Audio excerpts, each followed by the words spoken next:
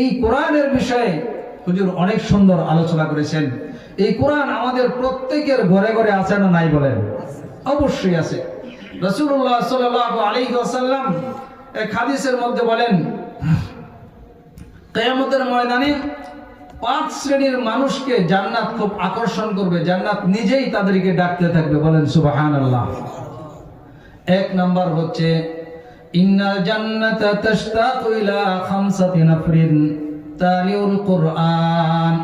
1 number হচ্ছে যে ব্যক্তি কোরআন তেলাওয়াত করবে দুনিয়ার জীবনে, বেশি বেশি কোরআন তেলাওয়াত যে ব্যক্তি তেলাওয়াত করবে, এই কোরআন তেলাওয়াতকারীকে কিয়ামতের ময়দানে জান্নাত তাকে ডাকতে থাকবে। বলেন সুবহানাল্লাহ। এই কোরআন আমাদের প্রত্যেকের ঘরে ঘরে আছে। আমরা অনেক কিছু জানি, মুসলমানের ঘরের মধ্যে এখন কোরআনের আওয়াজ নাই, ঠিক কিনা বলেন?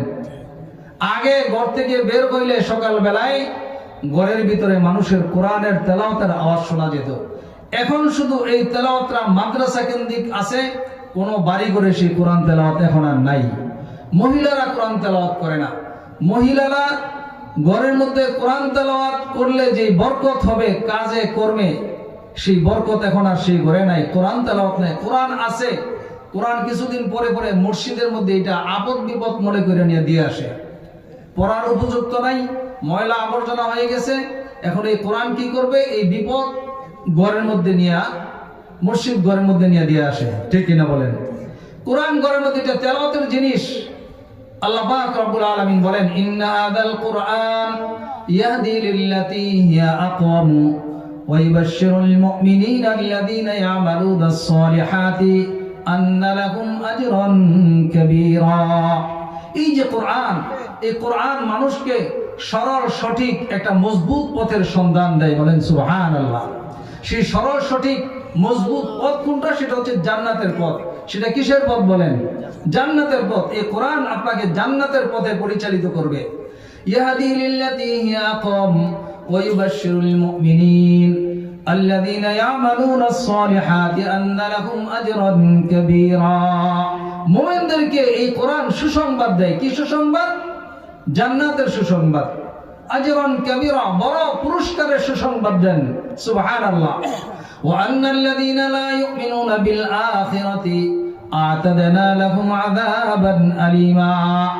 আর যারা পরকালের প্রতি বিশ্বাস রাখে না, ঈমান নাই, মুমিন না, এই সমস্ত গায়রে মুমিন যারা আছে, যারা পরকালের প্রতি বিশ্বাস রাখে না, তাদেরকে এই কোরআন কঠিন আযাবের সংবাদ দেয়। বলেন নাউজুবিল্লাহ।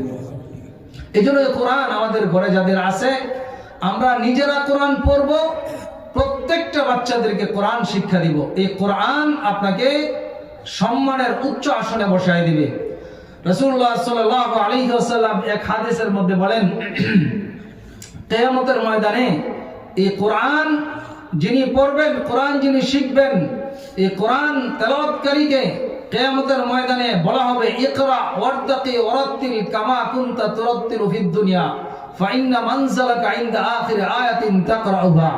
নবীজি বলেন, যারা দুনিয়ার জীবনে কোরআন শিখবে, কোরআন মুখস্থ করবে, এই কোরআন মুখস্থকারী ব্যক্তিকে কিয়ামতের ময়দানে বলা হবে, ইকরা, তুমি পড়তে থাকো, ওয়ারতাকি ওয়ারাত্তিল কামা কুনতা তুরাত্তিলু ফিদ দুনিয়া, দুনিয়ার জীবনে যেরকম বলে তুমি তেলাওয়াত করতে, এরকম ভাবে তুমি তেলাওয়াত করতে থাকো আর উচ্চ আসনে উঠতে থাকো। ফাইন্না মানজালাকা ইনদা আখির আয়াতিন তাকরাউহা, নিশ্চয় তোমার ঠিকানা হচ্ছে তুমি যেই পরিমাণ কোরআন মুখস্থ করেছো, এই কোরআন মুখস্থ পরিমাণ যেই কয়েকটা আয়াত আছে, এই আয়াত অনুপাতে তোমার সিংহাসন, তোমার বাসা, তোমার বাড়ি, তোমার বিল্ডিং এই পরিমাণ উঁচা হয়ে যাবে। সুবহানাল্লাহ। আপনি 10টা সূরা মুখস্থ করেছেন, এই 10টা সূরার মধ্যে যেই কয়টা আয়াত আছে, এই কয়েকটা আয়াত আপনি হিসাব করেন, যে কয়টা আয়াত আছে, যদি 50টা আয়াত থেকে থাকে, তাহলে আল্লাহ পাক রব্বুল আলামিন আপনাকে কিয়ামতের ময়দানে 50 তলা একটা বিল্ডিং এর মালিক বানাই দিবেন। এজন্য আমরা অনেক কিছু মুখস্থ করি, অনেক কিছু শেখার চেষ্টা করি। আপনি চেষ্টা করেন কোরআনের আর কয়েকটা সূরা বাড়ায় মুখস্থ করা যায় কিনা, চেষ্টা করেন কোরআন আরেকটু মুখস্থ করা যায় কিনা। যদি আপনি মুখস্থ করতে পারেন, তাহলে কিয়ামতের ময়দানে আপনার সম্মান বেড়ে যাবে। আমরা তো দুনিয়ার জীবনে চেষ্টা করি জায়গা জমি বিক্রি করে স্বর্ণ গয়না বিক্রি করে জীবনের যত কামাই আছে সব এইগুলি যদি না হয়, সংকুলান না হয়, তাহলে ব্যাংক থেকে হারাম কিছু লোন লইয়া তালাটা আরেকটা বাড়াইতাম পারিনি, ঠিক কিনা বলেন? আরেকটা তালা বাড়াইতাম পারিনি, আরেকটা সাথ দিতাম পারিনি, নিজে তো ভোগ করতে পারবো না। নেক্সট জেনারেশন, আমার ছেলে মেয়ে নাতি নৎকার, তাদের জন্য একটু কইরা যায়, তাদের জন্য করলেন। মিয়া ভাই, আপনার জন্য আপনি কি করলেন? আপনার জন্য আপনি কি করলেন? আপনি যে সম্পদ আপনি দুনিয়াতে রেখে গেলেন, এই সম্পদ, রেখে যাওয়া সম্পদ, এইগুলির মালিক আপনি না। চক্ষু বন্ধ হয়ে যাওয়ার সাথে সাথে এইগুলির মালিক অন্য কেউ হয়ে যাবে, আপনি আর এইগুলির মালিক না, ঠিক কিনা বলেন? যদি আপনার সন্তানদেরকে বলা হয় যে তোমার বাবাই নিয়ত করেছিল মাদ্রাসায় 1 বিঘা সম্পদ দিয়ে দিবে, 50 বিঘা সম্পদের 1 বিঘা সম্পদ নিয়ত করছিল, যেহেতু তোমার বাবার জীবদ্দশায় দিতে পারে নাই, এখন তোমরা 4 ভাই আসো, 4 ভাই মিল্লা 1 বিঘা সম্পদ মসজিদ মাদ্রাসায় দিয়ে দাও। আপনি প্রস্তাব করবেন, তারা বলবে যে ঠিক আছে, ভাইদের সাথে আমরা পরামর্শ করে নিই। কিছুদিন পরে বলবে যে সবাই আমরা একমত হইতে পারলাম না, ঠিক কিনা বলেন? দিতে চাইবে না। আপনার সম্পদ, আপনার সম্পদ আপনার মুক্তির জন্য, কবরে আপনি শান্তিতে থাকবেন, এই প্রস্তাবটা তাদের কাছে দিবে, তারা রাজি হবে না। ভাই, কার জন্য সম্পদ করলাম, কার জন্য কি করলাম? কিচ্ছু না। এজন্য কবি বলেন, ইস দুনিয়া কি দোস্তি মিসলে কাগজ ফুল কি, দেখনে মে খুশনামা है वो मगर कुछ भी नहीं, जिसके लिए फना फिल्ला वो हमारा है नहीं, जिसके लिए फना फिल्ला वो हमारा है नहीं, जिसको मैंने अपना समझा वो तो अपना है नहीं। যার জন্য জীবন বিসর্জন করে দিলাম, শরীরের রক্তগুলি পানি করে দিলাম, সম্পদ করলাম, মনে করেছিলাম এই সম্পদ বুঝি আমার, আসলে এই সম্পদ আমার না। আসলে ঠিক কিনা বলেন? সম্পদ আমার না। जिसको मैंने अपना समझा वो तो अपना है नहीं, যাকে আমার আপন মনে করলাম, সন্তানকে লালন পালন করলে বড় করলাম, টাকা পয়সা অর্থ সম্পদ ব্যয় করে সন্তান লালন পালন করলাম, সন্তান বুঝি মনে করেছিলাম আমার খুব আপন, কিন্তু আমার মৃত্যুর পরে দেখি সন্তান 50 বিঘা সম্পদের 1 বিঘা সম্পদ আমার জন্য ব্যয় করতে রাজি না, ঠিক কিনা বলেন? जिसको मैंने अपना समझा वो तो अपना है नहीं। এটাই বাস্তব, দুনিয়ার বাস্তবতা এইটাই। এই জন্য আমার ভাইরা, পর্দার আড়ালের মা বোনেরা, আমরা দুনিয়া থেকেই পরকালের প্রস্তুতি নিতে হবে। দুনিয়া থেকে যাওয়ার পরে আফসোস করলে আর কোনো কাজ হবে না। এই জন্য 1 নম্বর কাজ কোরআন তেলাওয়াত। এই কোরআন তেলাওয়াত আমরা নিজেরা শিখব, সন্তানদেরকে শিখাইব। সন্তানদেরকে কোরআন শিক্ষা না দেওয়ার কারণে, দ্বীনি ইলম শিক্ষা না দেওয়ার কারণে আপনি কিয়ামতের ময়দানে যেই কঠিন বিপদে পড়বেন কল্পনা করতে পারবেন না।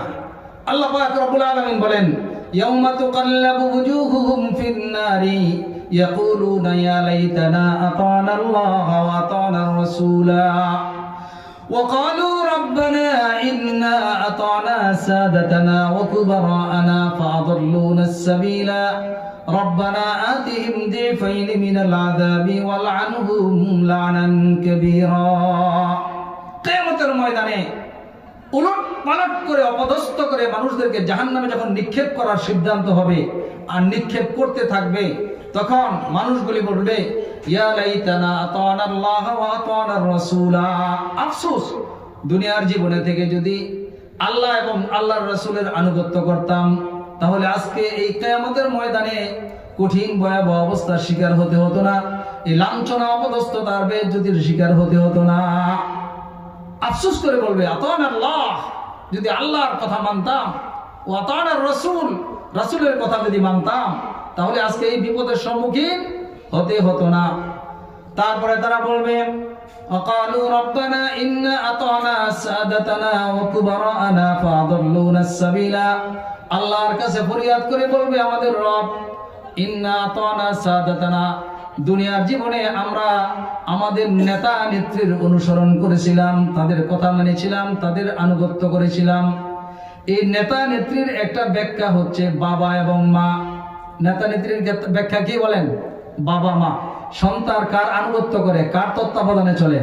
বাবা মার তত্ত্বাবধানে চলে না? বাবা মার তত্ত্বাবধানে চলে। সন্তান কিয়ামতের ময়দানে বলবে, রব্বানা ইন্না আতানা সাদাতানা ওয়া কুবারানা। যারা আমাদের বড় ছিল, যারা আমাদের নেতা ছিল, যাদের অধীনস্থ আমরা ছিলাম, তাদের অনুসরণ করেছিলাম, ফাআদাল্লুনাস সাবিলা, তারা আমাদেরকে গোমরা করে দিয়েছে, পথভ্রষ্ট করে দিয়েছে। তারা আমাদেরকে দ্বীন শিক্ষা দেয় নাই, কোরআন শিক্ষা দেয় নাই, আপনার পরিচয় পাওয়ার কোনো ব্যবস্থা তারা করে নাই। এই যে জাহান্নামে আজকে যাইতেছি, দুনিয়ার জীবনে যদি আল্লাহ এবং আল্লাহর রাসূলের অনুসরণ করতাম, আল্লাহকে মানতাম, আল্লাহর পরিচয় পাইতাম, রাসূলের পরিচয় যদি পাইতাম, সেই মোতাবেক যদি জীবন যাপন করতাম, তাহলে আজকে এই অপদস্থতা লাঞ্ছনার শিকার হতে হতো না। এর জন্য একমাত্র দায়ী হচ্ছে আমার বাবা এবং মা। আল্লাহ পাক রব্বুল আলামিন বাবা মাকে উপস্থিত করবেন, প্রশ্ন করবেন, তোমার সন্তান তোমার ব্যাপারে যে অভিযোগ করেছে কথা সত্য না মিথ্যা? দুনিয়ার জীবনে যদি আপনার সন্তান আপনার বিরুদ্ধে এরকম কোনো মামলা দায়ের করে, বলেন আপনার অবস্থাটা কি হবে? যে কি করলাম জীবনে, কার জন্য কি করলাম? জিসকো মাইনে আপনা সমঝা ও তো আপনা হ্যায় নেহি, ঠিক কিনা বলেন? যাকে আমি আপন মনে করলাম, যাকে আমি আপন মনে করে আমি এত কিছু করলাম, আজকে দেখি সে আমার না। কিয়ামতের ময়দানে এটার পরিপূর্ণ রূপ প্রকাশ পাবে। আপনার সন্তান আপনার জন্য না। যদি আপনার সন্তানকে আপনি দ্বীন শিক্ষা না দেন, কোরআন শিক্ষা যদি না দেন, আল্লাহর পরিচয় যদি আপনি না দেন, এই যে সন্তানকে ডাক্তার বানানোর জন্য, ইঞ্জিনিয়ার বানানোর জন্য, ব্যারিস্টার বানানোর জন্য, দুনিয়ার শিক্ষায় শিক্ষিত করার জন্য একটা বাবা মা তার সব কিছু উৎসর্গ করে দেয়, তার সময় অর্থ সব কিছু ব্যয় করে দেয়। কিন্তু এই সন্তান ডাক্তার হলো, ইঞ্জিনিয়ার হলো, ব্যারিস্টার হলো, দুনিয়ার জীবনে সব কিছু করলো, আপনাকে লালন পালন করলো, সব দেখাশোনা করলো। চক্ষুটা বন্ধ হওয়ার সাথে সাথে এই সন্তানের যত টাকা পয়সা আপনি ব্যয় করেছেন, তার যত ডিগ্রি আছে, একটা ডিগ্রি একটা টাকা পয়সা আপনার পরকালের মুক্তির জন্য কোনো কাজে আসবে না, ঠিক কিনা বলেন? এই জন্য আল্লাহ পাক রব্বুল আলামিন বলেন, ইয়াউমা তুকাল্লাবু ওয়ুজুহুহুম ফিন্নার ইয়াকুলুনা ইয়া লাইতানা আতা'না আল্লাহ ওয়া আতা'না আর-রাসূলা ওয়া ক্বালু রাব্বানা ইন্না আতা'না সাদাতানা ওয়া কুবারা'না ফাআদাল্লুনাস সাবিলা। এই অভিযোগ পড়ার পরে সন্তানরা বলবে, রব্বানা আতিহিম দিফাইনি মিনাল আযাব, হে আমাদের রব, যাদের কারণে আজকে এই অপদস্থ লাঞ্ছনা জাহান্নামের আসামি হয়ে গেছি, সেই বাবা মাকে উপস্থিত করুন, উপস্থিত করে দিফাইনি মিনাল আযাব, তাদেরকে ডাবল শাস্তি দেন। বলেন এই অভিযোগ কার? সন্তানের। বাবা মার বিরুদ্ধে সন্তানের অভিযোগ কিয়ামতের ময়দানে আল্লাহর দরবারে। ওয়ালআনহুম লানান কাবীরা, তাদের উপরে বড় লানত দেওয়া হবে কিয়ামতের ময়দানে। তো বাবা মা সত্যি যদি সেদিন সন্তানদের অভিযোগে অভিযুক্ত হয়ে যায়, তাহলে কিতাবে লেখা হয়েছে ওই বাবা মাকে জাহান্নামের সোয়ারি বানাইয়া গাড়ে পাড়া দিয়া জাহান্নামের মধ্যে যাবে সন্তান। বলেন নাউজুবিল্লাহ। তাহলে আপনি বলেন এই কোরআন শিক্ষা না দেওয়ার কারণে দূর অবস্থাটা কতটুকু। আর কোরআন যদি আপনি শিক্ষা দেন, আপনার সন্তানকে যদি আপনি দ্বীন শিক্ষা দেন, আল্লাহর পরিচয় যদি আপনি দুনিয়ার জীবনে তাকে দিতে পারেন, তাহলে তার পুরস্কারটা হুজুরি কিন্তু আলোচনা করেছেন যে অন্য কোনো পরিচয় নাই, শুধু আপনি হাফেজের বাবা মা। এই জন্যই আল্লাহ পাক আপনাকে নূরের টুপি মাথায় পরায় দিবে। সুবহানাল্লাহ। কিয়ামতের ময়দানে ওই হাফেজ সুপারিশ করে কমপক্ষে 10 জন জাহান্নামীকে মুক্ত করে জান্নাতে নিয়ে যাওয়ার ব্যবস্থা করবেন। সুবহানাল্লাহ। এই জন্য সন্তানদেরকে কোরআন শিক্ষা দিবেন, মেয়েদেরকে কোরআন শিক্ষা দিবেন, বিবিদেরকেও কোরআন শিক্ষা দেওয়ার ব্যবস্থা করবেন, নিজেও কোরআন শিক্ষা করবেন। এখন বলবেন যে আমি তো কোরআন শিক্ষা করার বয়স আমার নাই, বয়স পার হয়ে গেছে। আপনি যদি এই বয়সে আপনি কোরআন শিক্ষা করতে থাকেন, চেষ্টা করতে থাকেন, রাসূলুল্লাহ সাল্লাল্লাহু আলাইহি ওয়াসাল্লাম বলেছেন, যে ব্যক্তি কোরআন শিক্ষা করার চেষ্টা করবে, এই চেষ্টা করতে করতে তার নিয়ত যদি থাকে যে আমি কোরআন মুখস্থ করব, যদি সে মুখস্থ করতে নাও পারে, চেষ্টার মধ্যে যদি তার কোনো কমতি না থাকে, তাহলে কিয়ামতের ময়দানে আল্লাহ পাক এই মানুষটাকে হাফেজদের সাথে আসর নসর করাইবেন। সুবহানাল্লাহ। আল্লাহর ভান্ডারে কি কোনো অভাব আছে নাকি? এর জন্য আমরা কোরআন তেলাওয়াত করব, ঠিক মতো কোরআন তেলাওয়াত করব। দ্বিতীয় নাম্বার হচ্ছে ওয়াকিমুস সালাহ, নামাজ কায়েম করা। এই নামাজের প্রতি আমাদের কত উদাসীন। কোরআন যদি শুদ্ধ করে আপনি পড়তে না পারেন, কোরআনের সূরাগুলি যদি আপনি মুখস্থ না জানেন, নামাজের প্রয়োজনীয় মাসআলা মাসাইল যদি আপনি না জানেন, নামাজ ভাই পড়বেন কিভাবে? নামাজে দাঁড়াইলে তো আর আপনার নামাজ মজা লাগবে না। ইমাম সাহেবের পিছনে 4 রাকাত 2 রাকাত 3 রাকাত নামাজ আপনি দাঁড়ায় পড়লেন, ইমাম সাহেব রুকু দিলেন, আপনিও রুকু দিলেন, কিন্তু সুন্নত নামাজ অন্যান্য নামাজগুলি যখন আপনি নিজে পড়বেন, সেই নামাজগুলি পড়তে যে সূরা লাগে, দোয়া লাগে, দোয়াগুলি তো আমাদের জানা নাই, ঠিক কিনা বলেন? জানা না থাকার কারণে আমরা অনেকে নামাজ পড়ার ইচ্ছা থাকলেও নামাজে যাই না, সূরা কেরাত পারি না। এই জন্য এগুলি শিখতে হবে, আমাদের বাচ্চাদেরকে শিখাইতে হবে। আর এই 5 ওয়াক্ত নামাজ আমরা অনেকে পড়ি, দৈনিক 5 ওয়াক্ত নামাজের মধ্যে কেউ 2 ওয়াক্ত নামাজ, কেউ 3 ওয়াক্ত নামাজ, কেউ শুক্রবারের নামাজ, ঠিক কিনা বলেন? কেউ 4 ওয়াক্ত নামাজ পড়ি জামাতে, ফজরের নামাজ জামাতের সাথে পড়ি না। কেউ 4 ওয়াক্ত নামাজ এইভাবেই পড়ি, ফজরের নামাজ পড়ি না। 2-3 ওয়াক্ত নামাজ কাজা একসাথে পড়ি। এটা নামাজের সাথে ঠাট্টা মশকারি করা, আল্লাহর বিধান নিয়ে ঠাট্টা মশকারি করা, ঠিক কিনা বলেন? নামাজ যেইভাবে পড়ার কথা ছিল, ফরজ সুন্নত ওয়াজিব সব কিছুকে ঠিক রেখে নামাজ কায়েম করার জন্য যে ফরজগুলি আছে, নামাজের যে ওয়াজিবগুলি আছে, নামাজের যে সুন্নত আছে, মুস্তাহাব আছে, এগুলি আমাদের ঠিক করতে হবে। নামাজের 1 নাম্বার যে বিষয়, নামাজের মধ্যে কেরাত শুদ্ধ করে পড়া ফরজ। নামাজের মধ্যে কেরাত পড়া কি বলেন? ফরজ। এই কেরাত আমাদের জানা নাই। এজন্য এই নামাজ আমাদেরকে সুন্দরভাবে পড়তে হবে, নামাজের প্রতি গুরুত্ব দিতে হবে। মা বোনদের প্রতি, এখন আগে মা বোনেরা নামাজ ঠিকঠাক মতো পড়তেন, এখন অনেক ঘরের মহিলারা নামাজ পড়ে না, আছে না নাই জোরে বলেন? গজব আইব না আইব কি বলেন? আগে ঘরের ভিতরে মহিলারা নামাজ পড়ছে, কোরআন তেলাওয়াত করছে, তারপরে সকালবেলা রান্না বান্না করছেন, সেই খাবার খেয়ে স্বামী ঘর থেকে বের হয়েছে, বাচ্চারা ঘর থেকে বের হয়েছে, সেই খাবার মধ্যে একটা বরকত ছিল, বরকতপূর্ণ খাবার খেয়ে বের হয়েছে। এই খাবার খাওয়ার পরে রোগ বালায় ধরে নাই, বালা মুসিবতে ধরে নাই, অল্প খাবার মধ্যে অধিক বরকত, তেল কম দিলেও মজা লাগছে, নিরামিষ পাক করলেও মজা লাগছে, ঠিক কিনা বলেন? কিন্তু সেই আমল নাই মহিলাদের মধ্যে, যার কারণে তাদের রান্না বান্নার মধ্যে কোনো বরকত নাই। এই জন্য ঘরের মহিলারা যদি নামাজি হয়ে যায়, ঘরের মহিলারা যদি আমলদারি হয়ে যায়, কোরআন তেলাওয়াত পড়নেওয়ালা হয়ে যায়, তাহলে এই ঘরটার মধ্যে বরকত থাকবে। এখন আপনি ওই মহিলাকে ঘরের জন্য বরকতের জন্য নামাজের কথা বলবেন, আপনি যদি নামাজ না পড়েন আপনি কিভাবে বলবেন? আপনি তো বলতে পারবেন না, আপনি নিজেই দুর্বল। এজন্য নামাজ পড়তে হবে। মুকুন সুস্তি নামাজে পাঞ্জাগানা, ফাওয়াইলুল লিল মুসাল্লিন আল্লাযিনা। নামাজের মধ্যে 5 ওয়াক্ত নামাজে কোনো গাফলতি অলসতা করা যাবে না। যারা গাফলতি অলসতা করে নামাজ পড়বে, এই নামাজীদের জন্য আল্লাহ পাক জাহান্নাম নির্ধারণ করে রেখেছেন, বলেন নাউজুবিল্লাহ। নামাজ আমাদের সুন্দর করে পড়তে হবে, রুকু সেজদাগুলি ঠিকঠাক মতো আদায় করতে হবে। নামাজের মধ্যে কিছু মানুষ আছে, আমরা নামাজ পড়ি, নামাজের মধ্যে অলসতা করি, দাঁড়ানো ঠিক নাই, রুকু সেজদা ঠিক নাই। এই নামাজের কথা আল্লাহ পাক রব্বুল আলামিন বলেছেন, ইন্নাল মুনাফিকিন ইউখাদিউনাল্লাহা ওয়া খাদিউহুম ওয়া ইযা কামু ইলাস সালাতি কামু কুসালা। মুনাফিকের একটি নিদর্শন, মুনাফিকদের নামাজের কথা আল্লাহ তাআলা বলেছেন, তারা যখন নামাজে দাঁড়ায় আল্লাহ তাআলাকে ধোঁকা দেয়। কাকে ধোঁকা দেয় বলেন? আল্লাহ তাআলাকে ধোঁকা দেয়, তারা নিজেরাই ধোঁকা খায়।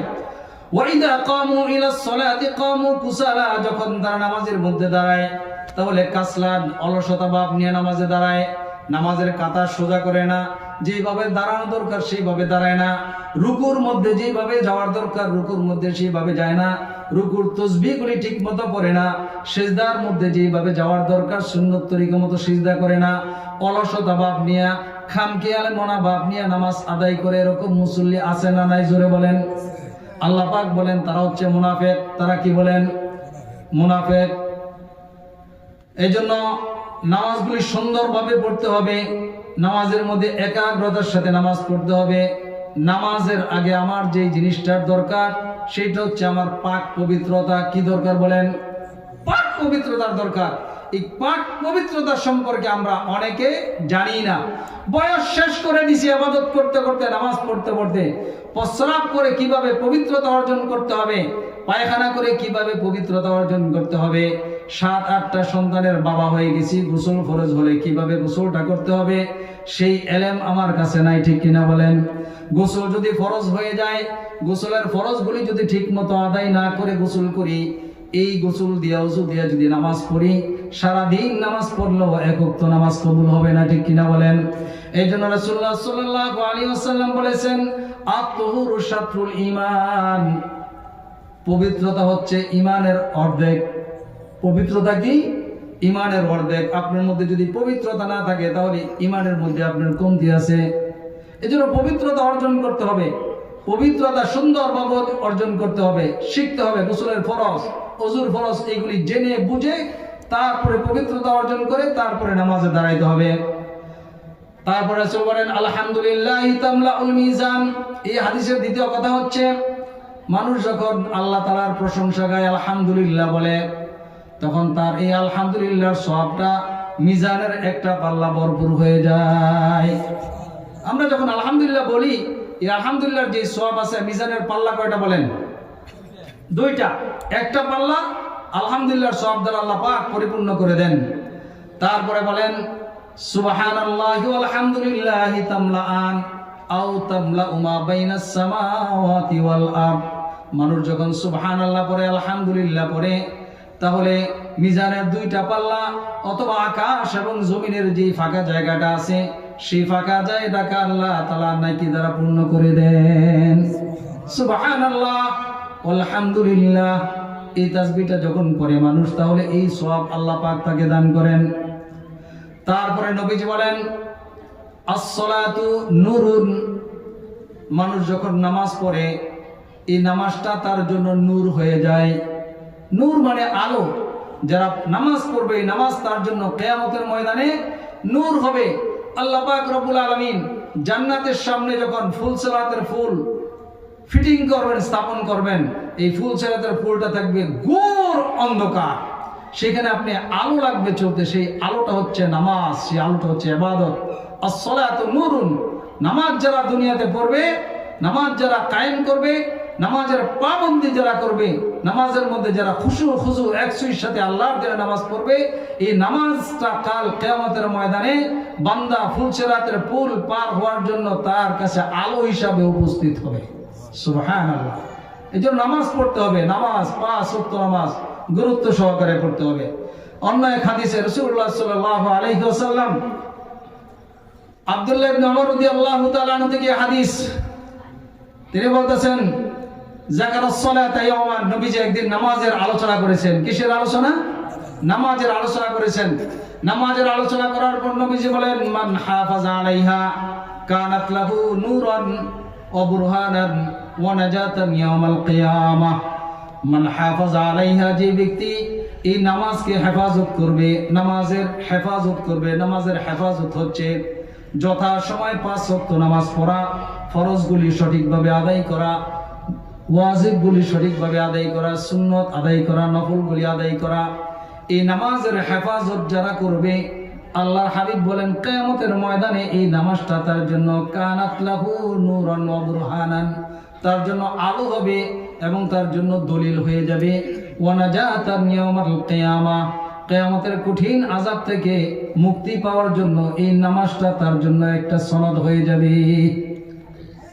আর যাদের নামাজ ঠিক নাই, তাদের ব্যাপারে নবী বলেন, ওমান লাম ইউহাফিজ আলাইহা, যে ব্যক্তি এই নামাজের প্রতি কোনো গুরুত্ব দিবে না, নামাজের হেফাজত করবে না, সময় কম সংক্ষেপে বলতেছি, নামাজের হেফাজত যারা করবে না, তাদের হাসর নাসর কেমন হবে আল্লাহ পাক রব্বুল আলামিনের দরবারে।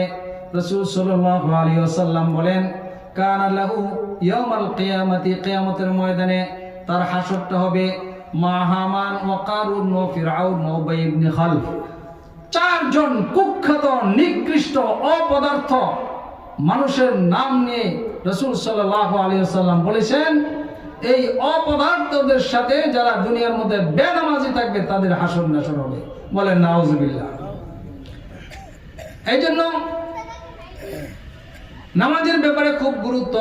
1 নাম্বার হচ্ছে তার হাসর নাসর হবে মা হামানের সাথে, তারপর হচ্ছে কারুনের সাথে, তারপর হচ্ছে ফেরাউনের সাথে, তারপর হচ্ছে উবাই ইবনে খালফ। এই চারজন ব্যক্তির সাথে কেন হাসর হবে বেনামাজির? রাসূল সাল্লাল্লাহু আলাইহি ওয়াসাল্লাম এই চারজন ব্যক্তির নাম কেন বললেন? আরো তো অনেক মানুষ ছিল, তাদের নাম কেন বলেন নাই? এই চারজন ব্যক্তির নাম এই জন্য বলেছেন, নবীজি বলেন কারণের সাথে হাসর হবে ওই মানুষটার, যে মানুষটা দুনিয়ার জীবনে অনেক অর্থ সম্পদ জমা করেছে, সম্পদের পিছে লেগে লেগে লেগে লেগে নামাজের কোনো হেফাজত করতে পারে নাই। কারণের অনেক সম্পদ ছিল। ইন্না কারুনা কানা মিন ফিরাউন, কারণ ফেরাউনের জমানায় ছিল, মুসা আলাইহিস সালাতু ওয়াস সালামকে কষ্ট দিয়েছে, যাহার কারণে অহংকারের কারণে তার সম্পদ সহকারে কিয়ামত পর্যন্ত মাটির নিচে দোষতে থাকবে। এরকম একটা কুখ্যাত ব্যক্তির সাথে, এরকম একটা নিকৃষ্ট মানুষের সাথে একজন বেনামাজির হাসর হবে। যে ব্যক্তি মানুষ দুনিয়াতে নামাজ পড়ে নাই কিন্তু মুসলমান দাবিদার ছিল, এরকম মুসলমান আছে না নাই? এই বেনামাজির শাস্তি হাসর হবে এক নাম্বার কারুনের সাথে। দ্বিতীয় নাম্বার ফেরাউনের সাথে। ফেরাউন ছিল রাষ্ট্রপ্রধান, রাষ্ট্রপ্রধানের দায়িত্বে নেতাগিরি কইরা যারা দুনিয়ার জীবনে নামাজ ত্যাগ করেছে, এরকম নেতা আমাদের দেশে আছে না নাই? জোরে বলেন। তাদের কর্মী আছে না নাই? কম না বেশি? বেনামাজি নেতা এবং তার কর্মী বাহিনী কম না বেশি? একটু জোরে বলেন। বেশি।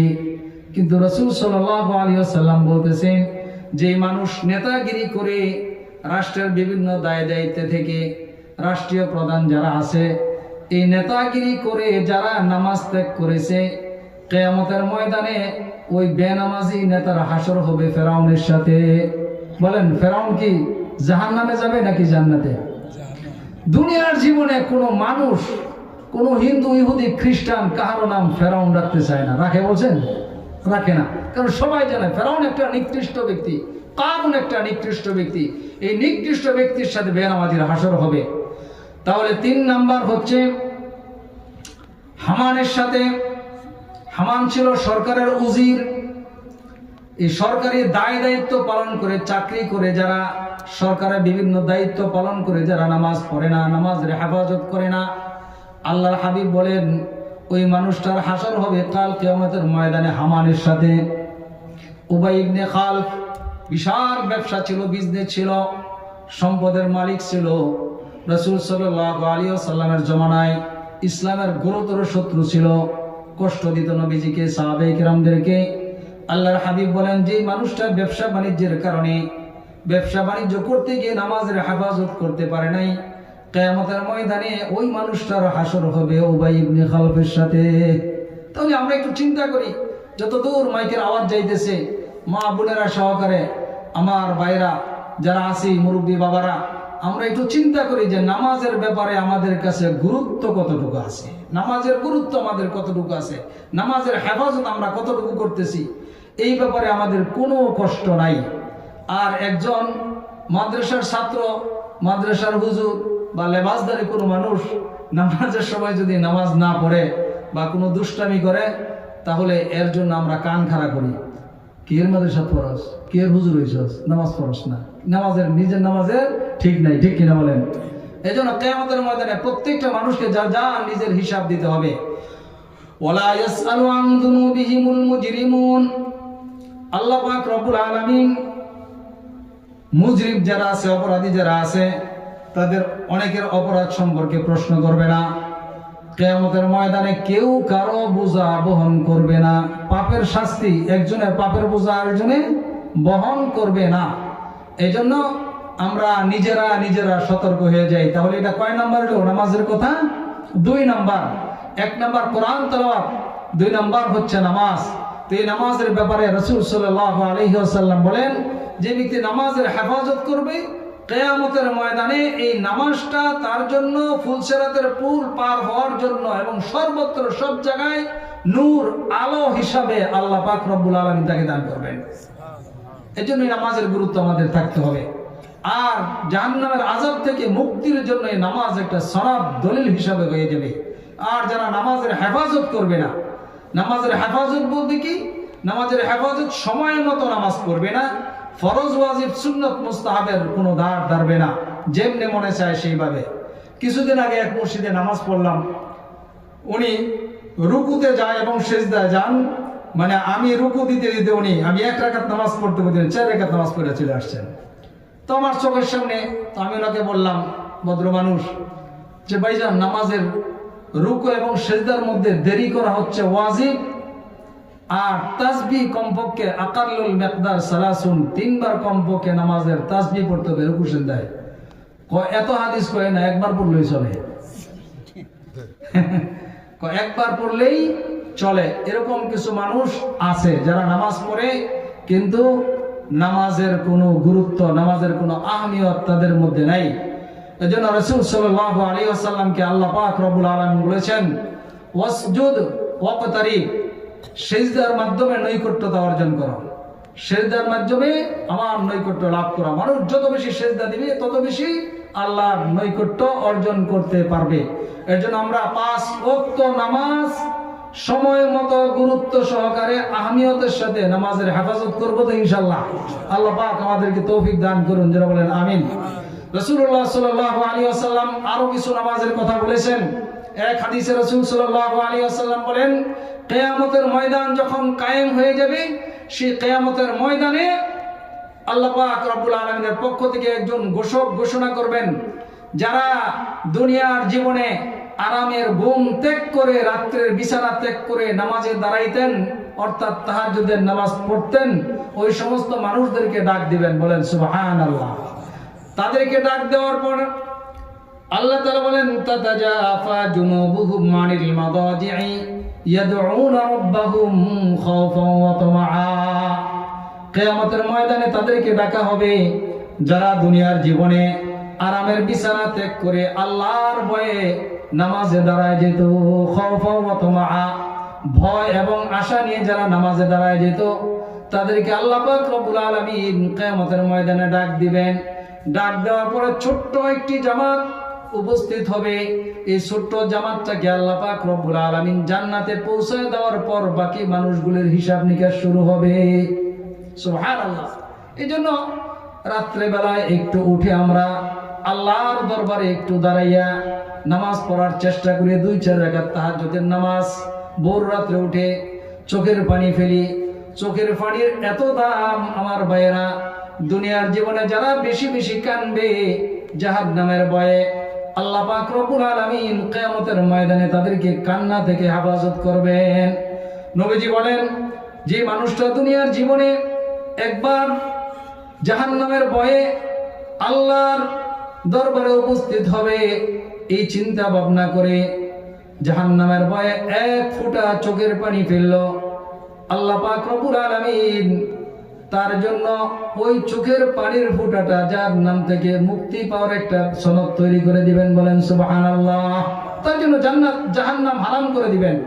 এই জন্য নবীজি হাদিসে বলেন, মান জারাফাত আইনাহু মিন খাশিয়াতিল্লাহি তাআলা কানাত লাহু বিকুল্লি কাতরাতিন মিন দুমু'i মিসলা জাবালিন উহুদিন ফি মিজানি وله بكل قطرة عين على حافتيها في المدائن والقصور ما لا عين رأت ولا أذن سمعت ولا خطر على قلب بشر أو كما قال النبي عليه الصلاة والسلام।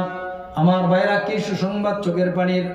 দুনিয়াতে আমরা অনেক কিছু হারিয়ে কান্দি, অনেক কষ্টে কান্দি, অনেক দুঃখে কান্দি, কিন্তু আল্লাহর জন্য আমরা কেউ কান্দি না। জাহান্নামের ভয়ে আমরা কেউ কান্দি না। গুনাহকে স্মরণ করে গুনার প্রতি অনুতপ্ত হয়ে আমরা কেউ কান্দি না। নবীজি বলেন, যে ব্যক্তি আল্লাহর ভয়ে কাঁদবে, 1 ফোঁটা চোখের পানি ফেলবে, এই চোখের পানির ফোঁটাটা কাল কিয়ামতের ময়দানে মিসলা জাবালিন উহুদিন ফি মিজানি, তার মিজান আমলনামার পাল্লার মধ্যে, মিজানের পাল্লার মধ্যে 1 ফোঁটা চোখের পানির পরিবর্তে উহুদ পাহাড় সমান সওয়াব আল্লাহ পাক দান করবেন। ওয়ালাহু বিকুল্লি কাতরাতিন আইনুন আলা হাফাতাইহা ফিল মাদাইনি ওয়াল কুসুর, এবং 1 ফোঁটা চোখের পানির পরিবর্তে আল্লাহ পাক রব্বুল আলামিন ওই বান্দা বান্দির জন্য কিয়ামতের ময়দানে এরকম একটা ঝর্ণা, এরকম একটা নহর তৈরি করে দিবেন, যার 2 পাশে দিয়ে বড় বড় শহর, অট্টালিকা, বড় বড় বিল্ডিং থাকবে। মালা আইনুন রাত ওয়ালা উযনুন সামিআত, যে বিল্ডিং, যে অট্টালিকা যেই বাড়ি যেই দালান জীবনে কোনোদিন কোনো মানুষ দেখে নাই, ওয়ালা উযনুন সামিআত, কোনোদিন কোনো মানুষ তা শোনে নাই, ওয়ালা খাতারা আলা কলবি বাশার, কোনোদিন কোনো মানুষের অন্তরে তা কল্পনাও করতে পারে নাই। এই জন্য চোখের পানির ফোঁটা ফেলতে হবে। আপনি যদি চোখের পানির ফোঁটা ফেলে কান্দেন আল্লাহ তাআলার দরবারে, আল্লাহ তাআলার আরশ কেঁপে ওঠে। আল্লাহ হাবিব সাল্লাল্লাহু আলাইহি ওয়াসাল্লাম হাদিসে কুদসিতে বলেন, আল্লাহ তাআলা বলেন, আল্লাহ পাক বান্দাদেরকে ডাক দিয়া বলেন, ইয়া ইবাদি ইন্নাকা মা দাআউতানি ওয়া রাজাউতানি গফারতু লাকা ওয়ালা উবালি, ইয়া ইবনা আদম ইন্নাকা মা দাআউতানি ওয়া রাজাউতানি গফারতু লাকা। হে বনি আদম, হে দুনিয়ার আদম সন্তানেরা, তোমরা যারা আছো, তোমরা যারা এই আশা করো আমি আল্লাহ পাক তোমাদেরকে ক্ষমা করে দিব, এই আশা নিয়ে যারা আমার কাছে আসবা আমি আল্লাহ পাক তোমাদেরকে ক্ষমা করে দিব। বলেন সুবহানাল্লাহ। তারপরে আল্লাহ তাআলা বলেন, ইয়া ইবনা আদম লাউ বালাগাত যুনুবাকা আনানাস সামাই সুম্মা ইস্তাগফারতানি গফারতু লাক। হে বনি আদম, তোমরা যদি তোমাদের গুনাহ জমিন থেকে আকাশ পর্যন্ত পৌঁছে যায়, সেই গুনাহ নিয়ে যদি তুমি আমার কাছে আসো আমি আল্লাহ পাক রব্বুল আলামিন তোমার সেই পরিমাণ গুনাহ মাফ করে দিব। তারপরে আল্লাহ তাআলা বলেন হাদিসে কুদসিতে, ইয়া ইবনা আদম, হে আদম সন্তানেরা, তোমরা যদি এই অবস্থায় আমার কাছে আসো যে আকাশ এবং জমিন পরিমাণ তুমি গুনাহ করে ফেলেছো, তারপরে আমার সাথে যদি শিরিক মুক্ত ঈমান নিয়ে শিরিক মুক্ত অবস্থায় যদি আমার দরবারে আসো, লা তাইতুকা বিকরাবিহা মাগফিরাতান, আমি সেই পরিমাণ ক্ষমা নিয়া আল্লাহ পাক বলতেছেন আমি আল্লাহ তোমার কাছে উপস্থিত হয়ে যাব। এজন্য কাঁদবো তো আমরা আল্লাহর কাছে, রাত্রে উঠে একটু কান্দি, আল্লাহ পাকের কাছে বলি, আল্লাহু আকবার, তারাকতুন নাওমা রাব্বি ফিল লায়ালি লিআজরি লিজাকা ইয়া মাওলাল মাওয়ালি। হে আল্লাহ, একমাত্র তোমার জন্যই আমি আরামের ঘুমটাকে হারাম করে দিয়েছি, তোমার রেজামন্দি অর্জনের জন্য, তোমার কাছ থেকে ক্ষমা পাওয়ার জন্য আমি আরামের ঘুমটাকে ত্যাগ করে এখন তোমার দরবারে দাঁড়িয়ে গেছি। এইভাবে দোয়া করেন, চোখের পানি ফেলে কান্নাকাটি করেন, আল্লাহ পাক মাফ করে দিবেন। 3 নাম্বার আমল হচ্ছে, কয়টা আমলের কথা বলছিলাম? 3টা। 1 নাম্বার আমল হচ্ছে কোরআন তেলাওয়াত, 2য় নাম্বার আমল হচ্ছে নামাজের হেফাজত, এগুলো হচ্ছে আল্লাহ তাআলার সাথে কি করা? ব্যবসা করা। 3য় নাম্বার হচ্ছে ওয়ানফিকু মিম্মা রাযাকনাকুম সিররান ওয়া আলানিয়া, আমি আল্লাহ পাক তাকে যেই পরিমাণ রিজিক দান করেছি অর্থাৎ সম্পদ দিয়েছি, এই সম্পদ থেকে গোপনে প্রকাশ্যে সে আল্লাহর রাস্তায় দান করে। আপনার 1 লক্ষ টাকা দিতে হবে এরকম না, 1 কোটি টাকা দিতে হবে এরকম না, 500 টাকা দিতে হবে এরকম না, যেই পরিমাণ সম্পদ আল্লাহ পাক আপনাকে দান করেছেন এর মধ্য থেকে আপনি গোপনে প্রকাশ্যে আপনি আল্লাহর রাস্তায় দান করেন। এটা আল্লাহ তাআলার সাথে এমন একটা ব্যবসা, যে ব্যবসা কখনো লস হওয়ার সম্ভাবনা নাই। এই ব্যবসাটা আমরা করতে রাজি আছি তো ইনশাআল্লাহ? যে হাদিসটা পড়েছিলাম, রাসূল সাল্লাল্লাহু আলাইহি ওয়াসাল্লাম বলেছেন নামাজ হচ্ছে কি? নূর। নামাজ কি বলেন? নূর। আবু মালিক আশআরী রাদিয়াল্লাহু তাআলা আনহুকে নবীজি বলতেছেন, শেষে বলছেন আল কোরআন হুজ্জাতুন লাকা আও আলাইক। হে মালিক আশআরী, এই যে কোরআন, এই কোরআন কিয়ামতের ময়দানে তোমার জন্য জাহান্নাম থেকে মুক্তি এবং জান্নাতে যাওয়ার পক্ষে একটা দলিল হয়ে যাবে, অথবা তোমার বিপক্ষে এই কোরআন অবস্থান করে তোমাকে জাহান্নামে নিয়ে যাবে। বলেন নাউজুবিল্লাহ। হুজ্জাতুন লাকা আও আলাইক, তোমার পক্ষে অথবা বিপক্ষে এই কোরআন তোমার দলিল হয়ে যাবে কিয়ামতের ময়দানে। কোরআন যদি তুমি শিখো, কোরআন অনুপাতে যদি তুমি জীবনযাপন করো, এই কোরআন কিয়ামতের ময়দানে তোমাকে জান্নাতে নেওয়ার জন্য ব্যবস্থা গ্রহণ করবেন। আর যদি কোরআন মোতাবেক জীবনযাপন না করো, কোরআন যদি না শিখো, কোরআন না পড়ো, তাহলে এই কোরআন তোমার বিরুদ্ধে অবস্থান করে তোমাকে জাহান্নামের পথে নিয়ে যাবে। বলেন নাউজুবিল্লাহ।